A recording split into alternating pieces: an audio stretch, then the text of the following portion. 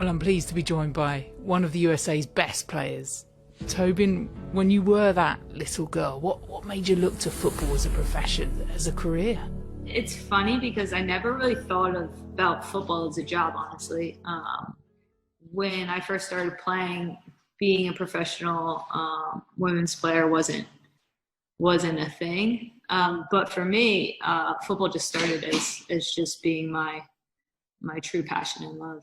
I wish that I had the types of players that exist today in the female game, because it's incredible the talent that exists.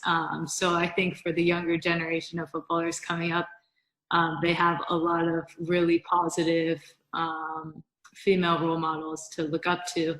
But for me, I didn't have that. I mean, I didn't have that until I would say like the 99ers obviously was a huge breakthrough. The 99ers too, that was a real turning point, and it kind of felt like that's where the world sat up and went, women's football, I get it. What was it about that 99ers team that made you go, yeah, I'm in? Yeah, I think it was a couple different things. I think that the amount of energy and investment and resources that were put into hosting that event in the US, I was fortunate because I grew up in Jersey, so I actually went to the home opener in Giant Stadium. So feeling that, full stadium of people just rooting for these women was something I hadn't ever experienced in my life. And I think for the sport of soccer in the US, it completely opened a door, like ripped open a door in one moment. And obviously the success story, we talk about, football has a funny way of writing history in more ways than just, putting a name on the final cup. And I think that for that moment in history, for the U.S. women winning that tournament, it was gigantic for the sport, and particularly for the sport in the U.S.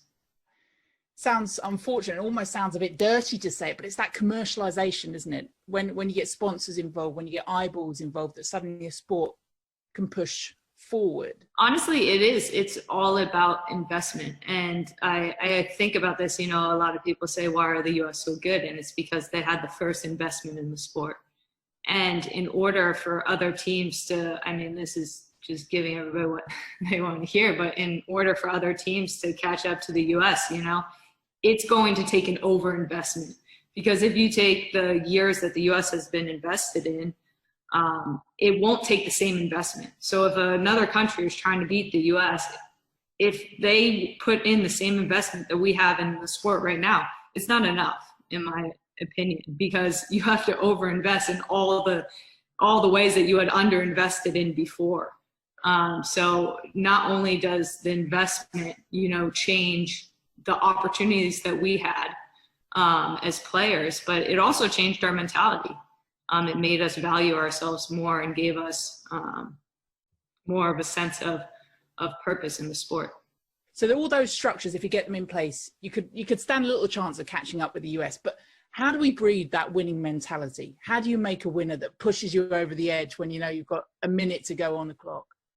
Yeah, that's a part of culture that is deeply embedded in the U.S. team. I think a winning culture is contagious, and it's something that you can't get overnight. You can't bring in the fancy coach to teach it. It's something about this team showing up every day and wanting to get better and to find out what that means as an individual and as a collective. So I think because it's such a hard place to get to and to stay in, there's no room for any type of complacency. So I think the hardest competition goes on within our own group. So when we get out on the field and we're put into a stressful moment, it's nothing different than what we face on a daily basis in training, where, if you're not giving to the group, you're not going to be there. You're so prepared for it because it's not something that is a foreign feeling. It's something that you actually have lived in for a very long time, being a part of the team. And that's kind of the best way that I can describe it. And I think a collective belief of that is super powerful.